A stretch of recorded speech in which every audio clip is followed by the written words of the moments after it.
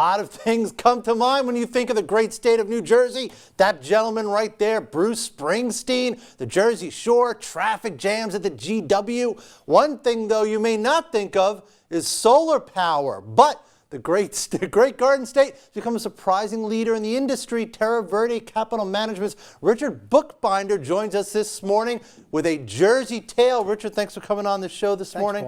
My one experience with solar power, Giant Stadium, MetLife Stadium, whatever you want to call it.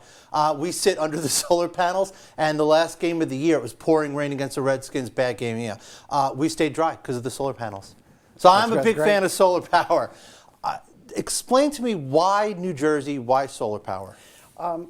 As we move towards an economy where there's more and more awareness about global warming, climate change, New Jersey, and particularly the state legislature, has warmly embraced it. It's a case where legislators from both sides of the aisle have decided that they want to make renewable power readily available in New Jersey. And so we've got several things taking place. Trenton supports it. That's a big plus. Secondly, individuals, homeowners putting solar panels on their rooftop. Wherever you drive in New Jersey, you see them on I've rooftop. seen a lot of it. I mean, a lot of it lately. And going to other parts of the state, corporations warmly embrace it, whether it's at big solar farms that are being built. But I would say you've got a utility in the state, public service, that is a big supporter of renewable energy. Just look up on the telephone poles when you go home tonight. Yes. Solar panels are on telephone poles all over the state. Right. So we're moving to a society, we're moving to a world of cleaner, renewable energy. And New Jersey's been on the forefront. Now, as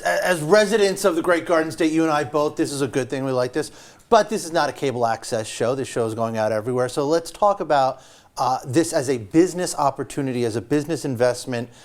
How do people get involved in this? Who's doing this? What companies are involved in this? And is there any way for investors to get a piece of this action? There are a lot of companies globally. There are a lot of companies in the U.S. that are moving forward with it because, again, there's a greater heightened sense of the issues of global warming, climate change. One of the things that we look at is we look at trends that are taking place. And the largest mega trend that is not going to change is the growth of populations. Population of the world, 7 billion today.